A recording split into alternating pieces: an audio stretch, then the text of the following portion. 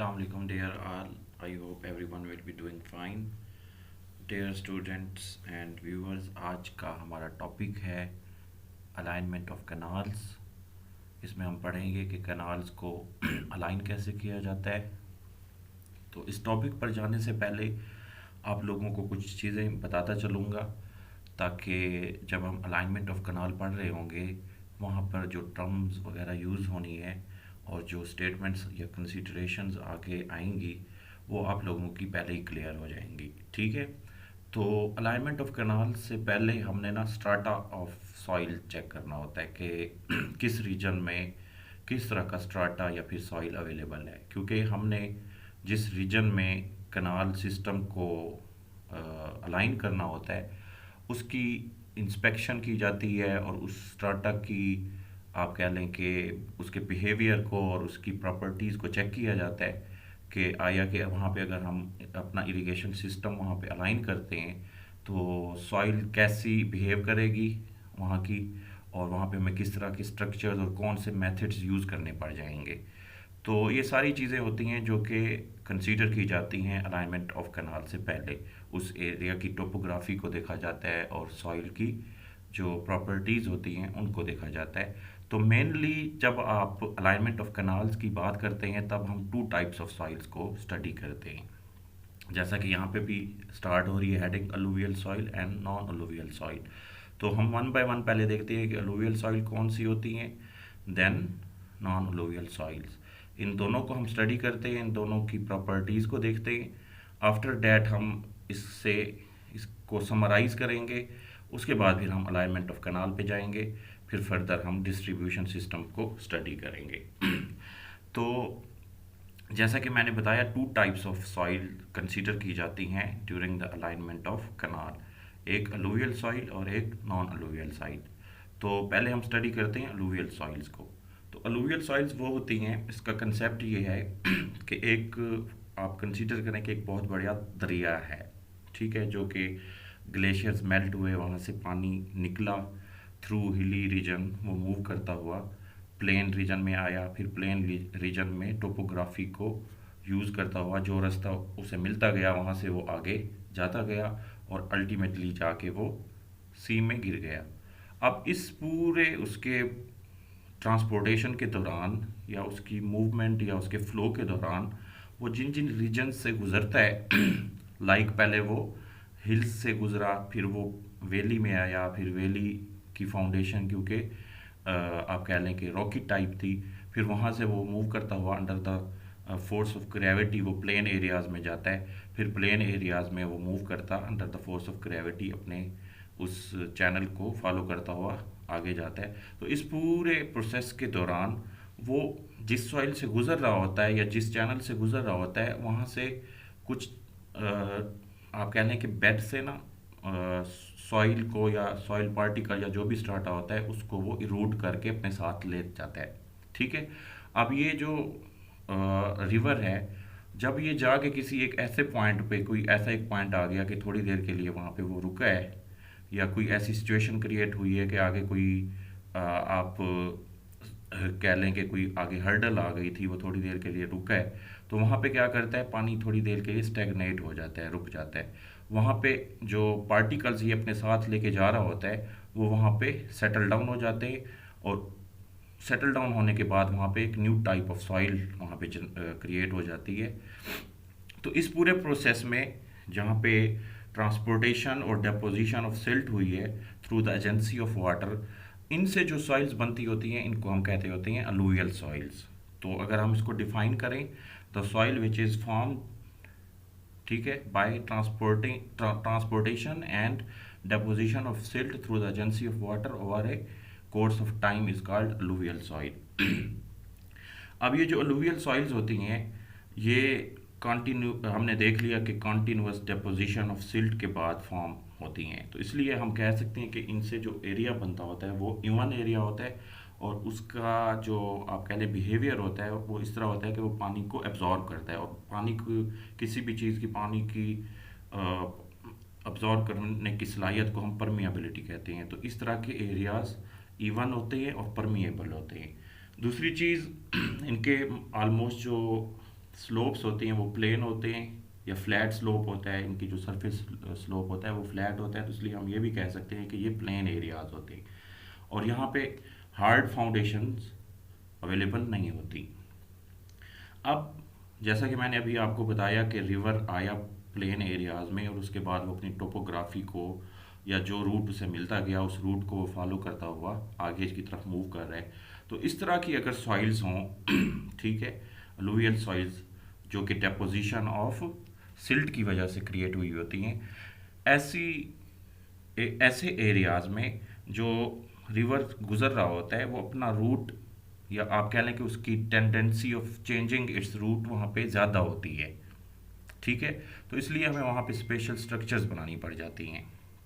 तो यहाँ से हम एक और पॉइंट ये भी अखज़ कर सकते हैं कि an irrigation system is to be constructed on such rivers, special precautions and design methods are to be adopted for alluvial soils. ठीक है, और इस तरह की सॉइल्स पे जब आप एक इरिगेशन सिस्टम को या कनाल्स को अलाइन करते होते हैं तो उन सारी कनाल्स को हम अलूवियल कनाल्स कहते होते हैं।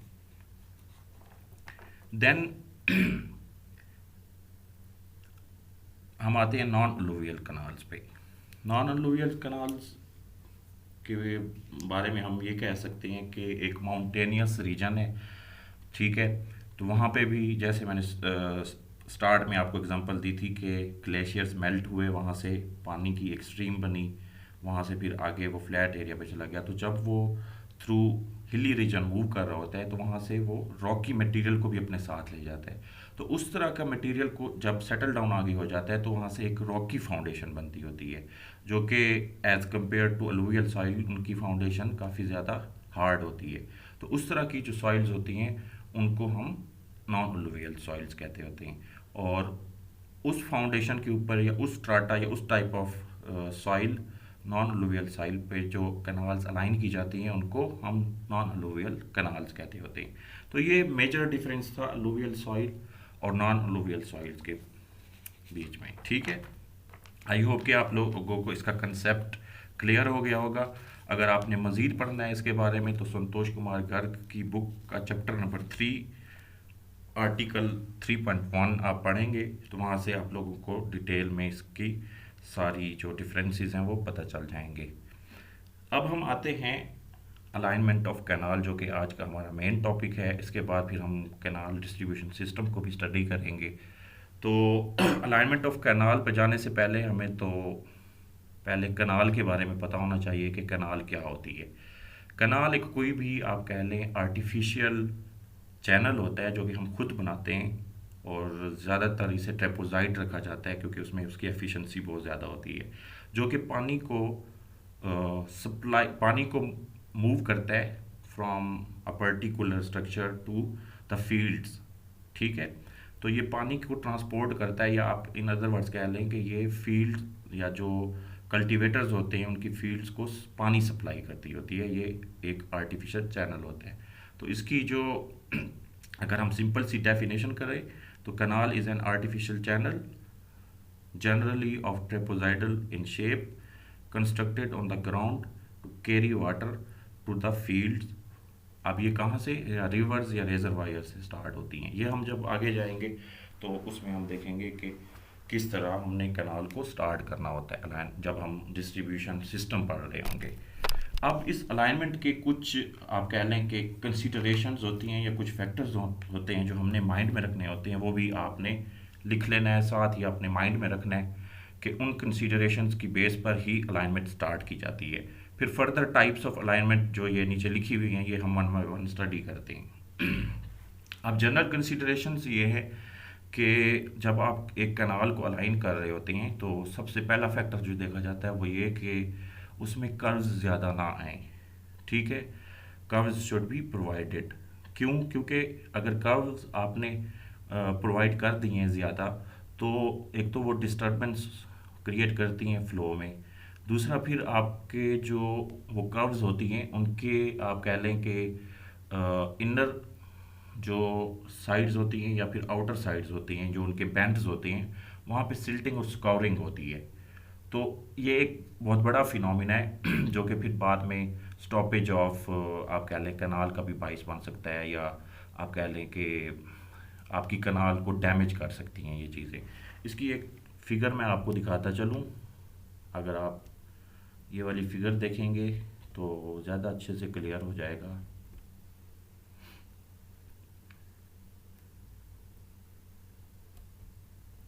यहाँ पे ये देखें, अगर आपने इस तरह कर्व दे दी है तो ये उसका इनर बेंड हो गया और ये उसका आउटर बेंड हो गया। तो यहाँ पे बेसिकली जो कनकेव साइड है, यहाँ पे पानी जब आके स्ट्राइक करता है, जाहिर सी बात है पानी यहाँ से आ रहा है तो काफ़ी ज़्यादा फ्लो और हाई वेलोसिटी के साथ आ रहा होता है। जब यहाँ पे स्ट्राइक करता होता है और तो यहाँ पे जो आपका चैनल का बेड बना होता है उसको वो स्कॉवर कर देता है, डिटोरिएट कर देता होता है। और यहाँ पे क्योंकि वेलोसिटी कम होती है तो जो पानी सिल्ट अपने साथ ला रहा होता है वो यहाँ पे सेटल डाउन हो जाती है। तो आप कह सकते हैं कि इस कर्व की जो ये कनकेव साइड होती है या फिर जो इनर बेंड होता है वहाँ पे स्कॉरिंग शुरू हो जाती है, और जो आउटर या कन्वेक्स साइड होती है, आउटर बेंड होता है, वहाँ पे सिल्टिंग शुरू हो जाती है।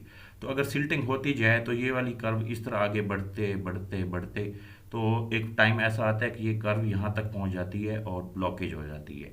या फिर ऐसे होता है कि ये वाली जो साइड है यहाँ पे इतनी ज़्यादा स्कॉरिंग हो जाती है कि आपका ये बेड ही डैमेज हो जाता है, और यहाँ से पानी पीछे से जब आके थ्रस्ट के साथ यहाँ पे हिट करता है तो आपकी ये पूरी कैनाल का ये पोर्शन डैमेज हो जाता है। तो फर्स्ट कंसीडरेशन यही थी कि आपने कर्व्स को अवॉइड करना होता है। लेकिन इन केस अगर आपको कर्व्स देनी पड़ गई हैं मजबूरन तो आपने उसको जेंटली डिज़ाइन करना होता है, ठीक है। इसके बाद जो वहाँ पे वहाँ की जो सॉइल टाइप होती है या जो अर्थ होती है उसकी कटिंग और फिलिंग होती है, ठीक है। तो आपने ऐसा प्रोसेस यूज़ करना होता है कि जितनी आप कटिंग करेंगे उतनी फिलिंग करें, ताकि जो कटिंग एंड फिलिंग की वजह से अर्थ का बैलेंस है वो मेंटेन रहे, ठीक है। तो दूसरी बात ये होगी। थर्ड पॉइंट इज़ के canal is aligned in such a way that it covers the entire area proposed to be irrigated with shortest possible length or route, and at the same time its cost including cost of drainage works is minimum। तो third point जो आपने mind में रखना होता है वो यही कि आपने अपनी कनाल को इस तरह अलाइन करना होता है कि वो उस पूरे प्रपोज्ड एरिया जहाँ पे आपने इरिगेशन करनी है उस पूरे एरिया को वो नेटवर्क जो है वो कवर कर रहा हो। और अगर वहाँ पे इन केस कोई क्रॉस ड्रेनेज वर्क्स या फिर अदर ड्रेनेज स्ट्रक्चर्स आपने प्रोवाइड करनी है तो उसकी भी कॉस्ट मिनिमम हो। इसके अलावा जो लास्ट इसकी कंसिडरेशन है वो ये कि अगर बीच में कोई स्कूल कॉलेज इस तरह की कोई एजुकेशनल बिल्डिंग आ जाती है या फिर कोई रिलीजियस पॉइंट बिल्डिंग आ जाती है लाइक मॉस्क और टेम्पल टाइप, तो उनको भी अवॉइड किया जाता है। या बीच में अगर कोई विलेज आ गए या टाउन्स या रोड्स आ गए हैं तो उनसे भी थोड़ी दूर हमने करनी होती है, ये ना हो कि वो उस विलेज को क्रॉस कर रही हो बीच में से। तो ये कुछ कंसीडरेशंस थी जो अलाइनमेंट से पहले हमें माइंड में रखनी होती है। अब हम आते हैं अलाइनमेंट ऑफ कनाल पर। बेसिकली अलाइनमेंट ऑफ कनाल का मतलब ये है कि आपने फर्स्ट ऑफ ऑल तो देखा है कि आपने किस जगह पे करनी है, किस स्ट्राटा पे करनी है, ठीक है। अलुवियल टाइप ऑफ सॉइल थी या फिर non alluvial type of soil थी। अब वहाँ पे आपने अपना पूरा जाल बिछाना है कनाल्स का, ठीक है। एक डिस्ट्रीब्यूशन सिस्टम वहाँ पे बिछाना है। डिस्ट्रीब्यूशन सिस्टम पर हम थोड़ी देर बाद आते हैं। तो इस बिछाने के प्रोसेस को, कनाल्स के इस जाल बिछाने के प्रोसेस को हम अलाइनमेंट कहते होते हैं, ठीक है। Alignment of canal. अब ये तीन टाइप्स का होता है, वाटरशेड कनाल और ridge canal, contour canal, and third is side slope canal. तो वन बाय वन हम इसे अगर देखें तो वाटरशेड कनाल को हम पहले स्टडी कर लेते हैं, आफ्टर दैट हम दूसरे दो को स्टडी करेंगे। तो वाटरशेड कनाल और रिज कनाल में अगर आप देखें तो दो टर्म्स यूज़ हुई हैं, वाटरशेड और रिज, ठीक है। इसकी मैं डेफिनेशन कुछ इस तरह करूँगा कि एग्जांपल एक दे रहा हूँ आपको, ये माइंड में रखनी है कि आप अपने किसी भी घर के ना एक रूम को कंसीडर करें और उस रूम का जो फ्लोर है, ठीक है, फर्श हो गया, उसको अगर आप ऑब्ज़र्व करें तो वो फर्श इस तरह लेवल होता है कि अगर तो बीच में से मतलब पानी इकट्ठा हो जाए आपके कमरे में, तो अगर उसके दोनों साइड्स पे स्लोप होती है कि अगर पानी बीच में आपके रूम में कहीं पे इकट्ठा हो जाए, बारिश होती है या कोई और वजह से पानी वहाँ पे गिर जाता है, तो कुछ पानी आपकी राइट साइड पे चला जाता है, वहाँ पे थोड़ा सा स्लोप होता है, वहाँ से ड्रेन आउट हो जाता है, और कुछ पानी आपका लेफ्ट साइड पे चला जाता है और बीच में खड़ा नहीं होता, और उस पूरे फ्लोर से वो पानी वाइप आउट हो जाता है या ड्रेन आउट हो जाता है। अब अगर आप इस पूरे रूम के इस फ्लोर को कंसीडर करें, तो वो वाली एक लाइन, ठीक है, वो वाली एक लाइन जिसने उस पूरी ड्रेनेज को, जो पानी वहाँ पे इकट्ठा हुआ था या जो कैचमेंट था या वो जो वाटर शेड था, उसको दो पार्ट्स में डिवाइड कर दी है उस पूरी ड्रेनेज को। एक राइट साइड थी कि वो पानी फ्लो करता हुआ राइट साइड पे थ्रू द ड्रेनेज होल वो ड्रेन आउट हो गया, और इसी तरह थोड़ा पानी लेफ्ट साइड पे फ्लो करता हुआ through the drainage whole drain out हो गया। तो वो वाली लाइन जिसने आपकी उस पूरी ड्रेनेज या उस पूरे वाटर शेड को दो ड्रेनेजेस में डिवाइड कर दी है, उसे हम कहते होते हैं वाटर शेड लाइन और फिर रिज लाइन। ठीक है, ये होगी डेफिनेशन वाटर शेड लाइन की या फिर रिज लाइन की। अब इस लाइन के अक्रॉस या इस लाइन के अलोंग जो कनाल्स अलाइन की जाती हैं, उनको हम कहते होते हैं वाटर शेड कनाल्स और रिज लाइन कनाल्स। तो फर्स्ट पॉइंट यही लिखा हुआ है, the dividing ridge line between the catchment areas of two streams or drains is called the watershed or ridge canal। ठीक है, सॉरी यहाँ पे ये आना चाहिए कि रिज लाइन, और इस लाइन के अकॉर्डिंगली या इस लाइन के अलोंग जो कैनाल्स अलाइन की जाती हैं उनको वाटरशेड या फिर रिज कैनाल्स कहते होते हैं। इसमें कुछ चीज़ें हैं जो आपने माइंड में रखनी होती हैं। अब अगर आप इस फिगर को देखें, ये वाला फिगर, ठीक है, तो ये आपका रिवर आ रहा है पूरा, ठीक है, ये रिवर है, और बीच में ये एक लाइन थी, ये वाली लाइन, ये एक लाइन थी जिसने आपकी इस पूरी ड्रेनेज को दो ड्रेनेजेस में डिवाइड कर दी है। एक ड्रेनेज ये बन गई है और एक ड्रेनेज ये बन गई। अब ये वाली जो कनाल होगी ये आपकी होगी रिज लाइन कनाल। ठीक है, अब अगर इसी फिगर को आप ऑब्जर्व करें और जितना हमने अभी तक देखा है इस चीज़ को देखें, तो हमने कुछ पॉइंट्स इसमें से निकालने हैं जो आपने माइंड में रखने हैं। फर्स्ट ऑफ ऑल कि ये रिज लाइंस पाई कहाँ पे जाती हैं। ये ज़्यादातर रिज लाइन कनाल जो आपकी होती हैं ये प्लेन एरियाज़ में पाई जाती हैं, क्योंकि हिली एरियाज़ में ये रिज लाइंस बहुत ज़्यादा ऊपर होती हैं। आप कह लें कि पीक ऑफ दैट माउंटेन या हिल होती है, तो इसलिए वहाँ पे ये रिज लाइंस 100 अबव होती हैं। तो वहाँ पे हम इन कैनाल्स को align along the ridge line नहीं करते होते।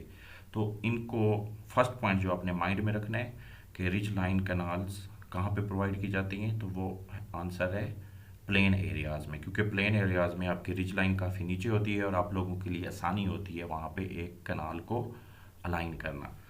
इसमें एक सेकंड पॉइंट है, वो ये कि जब आपने रिज लाइन बना दी है और इसे प्रोवाइड कर दी है यहाँ पे, ठीक है, कनाल को, तो आप अगर देखें इसके दोनों साइड्स पे ड्रेन है, यहाँ पे भी ड्रेन है, यहाँ पे भी ड्रेन है, तो ये दोनों साइड्स को इरिगेट कर दी है। इसका दूसरा पॉइंट जो अपने माइंड में रखना है वो यही है कि वाटर शेड कैनाल्स या फिर जो रिज लाइन कैनाल्स होती हैं वो दोनों साइड्स को ड्रेन आउट करती होती हैं।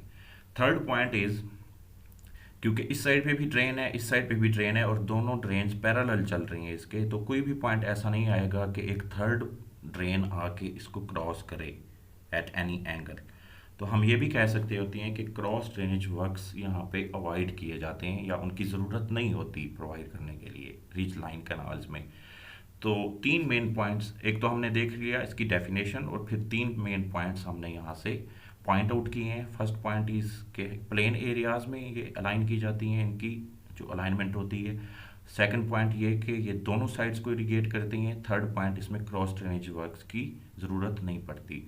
क्रॉस ड्रेनेज वर्क्स के बारे में मेरी एक शॉर्ट सी वीडियो बनी हुई है, वो आप लोग देख सकते हैं कि किस तरह के होते हैं और उनकी टाइप्स। तो यही चीज़ें यहाँ पे लिखी हुई हैं। Thus between the two major streams there is a main watershed which divides the drainage area of the two streams as shown in the figure below. Similarly, between a main stream and of its tributary there are subsidiary watersheds dividing the drainage between the two streams or other side. The canal which is aligned along the natural watershed is called watershed canal. ठीक है। और यहाँ पे लिखा हुआ है कि both sides of canal, ये बोथ साइड से इरिगेट करती है। और इसमें no drainage can cross a canal aligned on the ridge, thus a canal aligned on the watershed saves the cost of construction of cross drainage works. अब हम आते हैं सेकेंड टाइप ऑफ अलाइनमेंट पे। तो फर्स्ट हमने देखा plain areas, अब हम आते हैं अगर हम बात करें हिली एरियाज की, ठीक है। तो हिली एरियाज में जैसे अभी थोड़ी देर पहले भी मैंने बताया है कि वहाँ पे अगर आप रिज लाइन को डिफाइन करें तो वो तो जो पीक ऑफ माउंटेन होती है या डेट हिल होती है वो रिज लाइन अक्सर बनती है कि वहीं आपकी दो आपके मेन ड्रेनेज या कैचमेंट को आपके दो ड्रेनेजेस में डिवाइड करी होती है और उसकी हाइट 100 मीटर्स अबव होती है। तो हिली एरियाज में कैनाल्स को along the ridge line align करना पॉसिबल ही नहीं होता। तो वहाँ पे हम क्या करते होते हैं, वहाँ पे जो कंटोर्स बन रहे होते हैं, ठीक है, उस ड्रेनेज के जो कंटोर्स बन रहे होते हैं या उस हिली एरिया के जो कंटोर्स बन रहे होते हैं उनके अलोंग ही हम कैनाल्स बना देते हैं। जब हम उनके अलोंग बनाते होते हैं कैनाल्स को, तो उन कैनाल्स को, उन कंटोर्स को के अलोंग जब हम बनाते होते हैं तो उन कैनाल्स को हम कंटोर कैनाल्स कहते होते हैं। अब इस चीज़ में अगर आप देखें तो एक साइड से ये पानी को इरिगेट कर रही होती हैं, तो मोस्ट लाइकली ये पॉसिबल होता है कि जो उसकी दूसरी साइड होती है वो काफ़ी हाई लेवल पे होती है। तो इसलिए हम एक पॉइंट यहाँ पे, जो सेकंड पॉइंट यहाँ पे अखज़ कर सकते हैं वो ये कि इस तरह की जो कैनाल्स होती हैं ये वन साइड को इरिगेट करती होती हैं। फर्स्ट पॉइंट इसका ये आपने माइंड रखना है कि ये हिली एरियाज में प्रोवाइड की जाती हैं। दूसरा पॉइंट आपने ये माइंड में रखना है कि ये एक साइड को इरिगेट करती होती हैं, दूसरी साइड को इरिगेट इसलिए नहीं करती होती कि दूसरी साइड का लेवल हाई होता है। थर्ड पॉइंट इसमें जो आपने देखना है वो ये कि क्योंकि ये अलोंग द कंटोर्स अलाइन की गई हैं तो एक क्वाइट चांस होता है कि इसकी रास्ते में कोई और ड्रेनेज आके इसको क्रॉस कर जाए या कोई और कंटोर वहाँ से गुजर रहा हो, वहाँ से एक नदी आके इसे वहाँ पर क्रॉस करे। तो इसलिए यहाँ पे क्रॉस ड्रेनेज वर्क्स की ज़रूरत पड़ती है। तो इसमें यही चीज़ है कि ये अलोंग द कंटोर्स लाइन की जाती हैं कैनाल्स, हिली एरियाज़ में प्रोवाइड की जाती हैं, एक साइड को ये इरिगेट कर दी होती हैं और क्रॉस ड्रेनेज वर्क्स की ज़रूरत पड़ती है। तो ये अगर आप देखें, ये रिवर है आपका किसी भी हिल पे, ठीक है, आप कह लें हिल का कोई टॉप है उस पर, तो इसके जो कंटोर्स बने हुए हैं ये वाले, इन कंटोर्स के अलोंग ये वाली हमने जो कनाल को अलाइन किया है ये कंटोर कनाल है आपकी। साइड स्लोप कनाल क्या होती है, थर्ड टाइप ऑफ अलाइनमेंट, ये आपकी side slope canal is that which is aligned at right angle to the contours. तो जो आपके पीछे हमने देखे कंटोर्स बने थे, इन कंटोर्स के राइट एंगल पे ये अलाइन कर दी जाती हैं। इसलिए हमने कंटोर कनाल में भी ये देखा था कि यहाँ पे कोई ना कोई इनको ड्रेनेज क्रॉस कर सकती है, तो उस केस में फिर हम साइड स्लोप कनाल को प्रोवाइड करते होते हैं।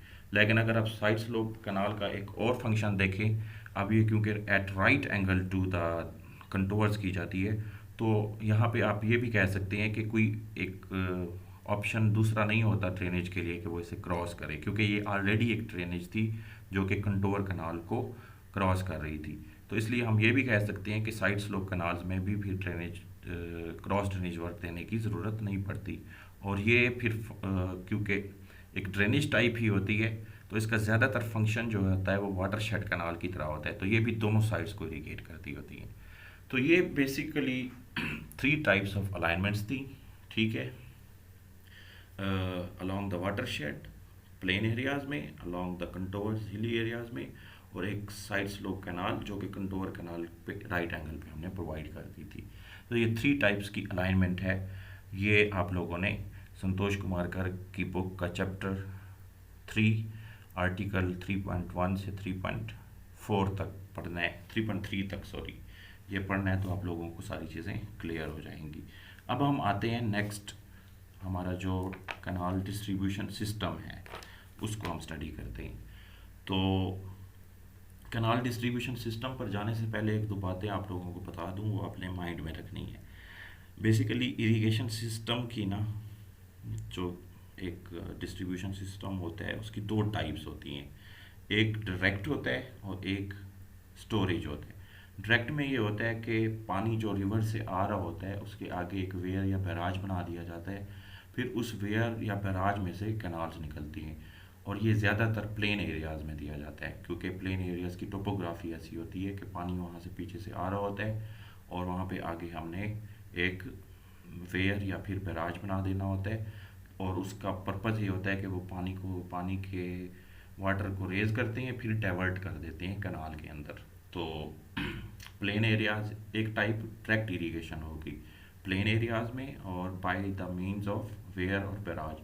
दूसरी जो टाइप होती है इरिगेशन की वो होती है स्टोरेज इरिगेशन। ये ज़्यादातर हिली एरियाज में यूज़ की जाती है। वहाँ पे क्या होता है, जो पानी आ रहा होता है उसके आगे एक डैम बना दिया जाता है। अब डैम जब बनता है तो अपस्ट्रीम साइड पे पानी स्टोर हो जाता है, तो इट मीन्स एक रेजरवायर बन जाता है। फिर उस रेजरवायर से आप आगे कैनाल सिस्टम दे देते हैं। तो अभी मैंने आपको बताया कि इरिगेशन सिस्टम टू टाइप्स का होता है, एक डायरेक्ट इरिगेशन और एक स्टोरेज इरिगेशन। डायरेक्ट इरिगेशन जो होता है वो प्लेन एरियाज़ में ज़्यादातर यूज़ होता है, और वो बैराज या वेयर के साथ फंक्शन होता है। और जो दूसरा होता है स्टोरेज इरिगेशन, जैसा कि नाम से ज़ाहिर है स्टोरेज, तो उसमें पानी स्टोर होता है एक डैम में, फिर वहाँ से आगे हम अपना डिस्ट्रीब्यूशन सिस्टम देते होते हैं। तो अगर आप लोगों ने वेयर, बैराज या डैम का डिफरेंस पढ़ना है, इसके बारे में भी एक मेरी शॉर्ट वीडियो अवेलेबल है, वो आप देख सकते हैं। उससे आप लोगों का कंसेप्ट क्लियर हो जाएगा। तो इस वेयर बैराज से जो हम आगे पूरा सिस्टम निकालते हैं इन प्लेन एरियाज, या फिर डैम के रिजर्वायर से जो एक पूरा सिस्टम निकालते हैं इन हिली एरियाज, इस पूरे सिस्टम को या इस पूरे नेटवर्क को हम कहते होते हैं कैनाल डिस्ट्रीब्यूशन सिस्टम। ठीक है, तो आइए हम इसको हम अब डिटेल में पढ़ते हैं। Distribution system of canal. ठीक है, ये स्टार्ट होगा किसी वेयर या बैराज से, ठीक है, प्लेन एरियाज में, या फिर ये स्टार्ट होगा किसी डैम की रेजरवायर से हिली एरियाज में। तो इसका मैं लेआउट पहले आप लोगों को दिखा देता हूँ। ठीक है, लेआउट को जब आप देखेंगे उसके बाद आप लोगों को ज़्यादा अच्छे से क्लियर हो जाएगा ये पूरा डिस्ट्रीब्यूशन सिस्टम।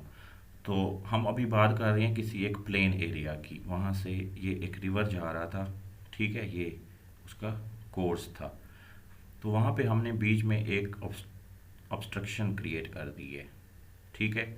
और ये ऑब्स्ट्रक्शन ऐसे क्रिएट की है कि इसका पर्पज़ सिर्फ वाटर को रेज करके डाइवर्ट करना है, तो इसलिए हमने इसका नाम रख दिया वेयर या बैराज। यहाँ से पानी कैनाल में आ गया। अब जो ये हेड रीच होता है, ठीक है, यहाँ पे एक हेड रेगुलेटर भी पानी को कंट्रोल करने के देते हैं। यहाँ से जो कैनाल निकलती होती है वो मेन कैनाल होती है, ठीक है। यहाँ से भी निकल सकती है, यहाँ से भी निकल सकती है, वो डिपेंड करता है आपका नेटवर्क कौन सा है या आप प्रपोज्ड एरिया कौन सा है। तो ऐसी कैनाल जो कि डायरेक्ट बैराज से या वेयर से निकलती है, या आप कह लें कि डैम से निकलती होती है, वो मेन कैनाल होती है, ठीक है।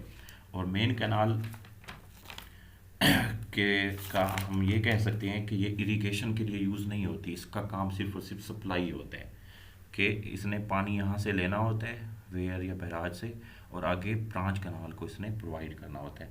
तो इसलिए हम ये कह सकते होते हैं कि मेन कैनाल का जो पर्पज़ होता है वो इरिगेशन करना नहीं होता, बल्कि सिर्फ और सिर्फ वाटर सप्लाई होता है। देन इस मेन कैनाल से आगे एक कैनाल निकलती है, इधर दिस साइड और दिस साइड।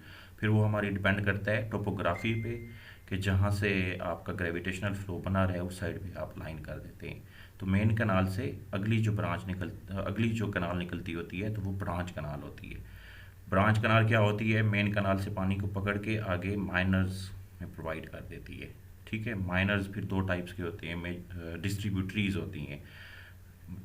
मेन कैनाल निकली बैराज से, मेन कैनाल से फिर ब्रांच कैनाल से निकलती हैं, ब्रांच कैनाल से आगे मेजर डिस्ट्रीब्यूटरीज होती हैं, मेजर डिस्ट्रीब्यूटरीज के बाद माइनर डिस्ट्रीब्यूटरीज होती हैं, उसके बाद फिर ये वाटर कोर्स होता है, और अल्टीमेटली आपकी फील्ड आ जाती है जो किसान के अपनी फील्ड होती है। तो ब्रांच कैनाल का फंक्शन होता है मेन कैनाल से पानी लिया और उसे सप्लाई कर दिया माइनर में, और इसका छोटा सा एक फंक्शन होता है कि ये इरिगेशन के लिए भी लिटल इरिगेशन के लिए यूज़ होती हैं। और इसमें मेन जो थर्ड बात माइंड में रखने वाली है कि इसमें जो डिस्चार्ज होता है वो 30 क्यूबिक से ज़्यादा होता है।